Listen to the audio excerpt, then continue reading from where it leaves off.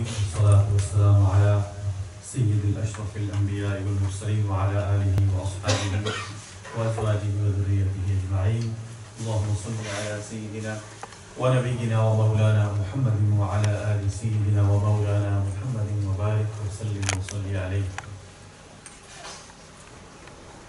The Islamic month of Muharram al-Haram marks the start of the new Islamic year, 1442 Hijri. And if you notice, the Islamic calendar ends with a sacrifice and begins with a sacrifice. In the month of Dhul Hijjah, we commemorate the sacrifice offered by Sayyidina Ibrahim alayhi salam of his son, Sayyidina Ismail alayhi salam.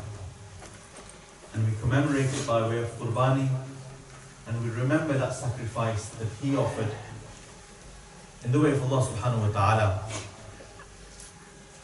And the beginning of the Islamic calendar year, in Muharram al-Haram, the noble grandson of Rasulullah sallallahu alayhi wa sallam, Hazrat Sayyidina Imam Hussain radiyallahu ta'ala, he offered his life in sacrifice, the life of his family and his companions in the battle of Karbala. And the entire Muslim Ummah remembers these sacrifices with utmost honor and respect.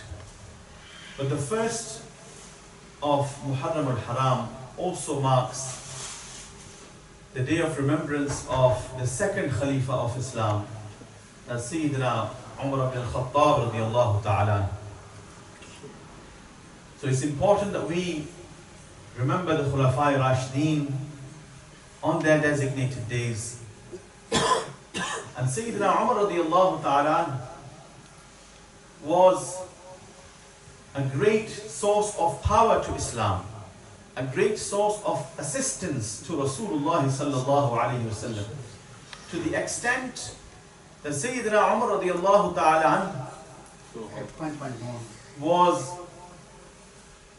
asked, Rasulullah sallallahu alayhi wa sallam asked Allah subhanahu wa ta'ala, prayed to Allah subhanahu wa ta'ala, made dua that, oh Allah, assist Islam with Umar ibn al-Khattab. So Sayyidina Umar radiyallahu ta'ala then entered Islam. And then at the very difficult time that the Prophet sallallahu alayhi wasallam and the companions were going through, Sayyidina Umar radiyallahu ta'ala was a great source of strength and support in Makkah al-Mukarramah. And throughout the time in Makkah al-Mukarramah and throughout the time in Madinah al-Munawwara, throughout all of the battles and throughout all of the major decisions, the two most closest of the companions, who Rasulullah sallallahu alayhi wa sallam has said that these are my ministers, my wazir in this world, are Sayyidina Abu Bakr radiyallahu ta'ala and Sayyidina Umar radiyallahu ta'ala. They provided assistance and advice on key decisions. And the wisdom of Sayyidina Umar radiyallahu ta'ala was such that Rasulullah sallallahu alayhi wa sallam has stated in Hadith al-Tayyiba, لو كان بعد نبي لكان عمر لا نبي بعد. That if there was to be a prophet after me, it would be Umar ibn al-Khattab radiyallahu ta'ala. But remember, there is no prophet after me. Such was his wisdom and such was his status. Many ayats in the Holy Quran are revealed in assistance and in accordance with the opinions of Sayyidina Umar radiyallahu ta'ala.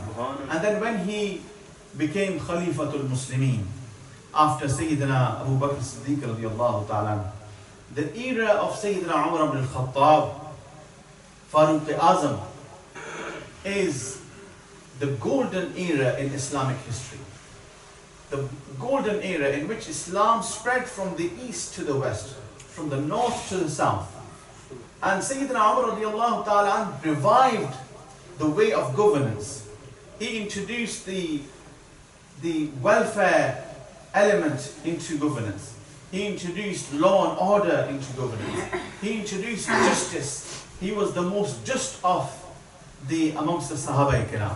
And a noble companion and the grand status of Umar radiallahu ta'ala, the lion of Islam, the lion of Allah Rabbul Alameen and his beloved Messenger sallallahu alaihi wasallam, is such that sufficient to say that when we visit Madinatul Munawwara and when we look at the green dome and when we stand in front of the Mawaja of Rasulullah sallallahu alaihi wasallam and when we say As-salatu was-salamu alayka ya Rasulullah, the very person who's lying next to Rasulullah sallallahu alaihi wasallam is his closest companion Abu Bakr as-Siddiq radiyallahu ta'ala, and the one after that is Sayyidina Umar radiyallahu ta'ala.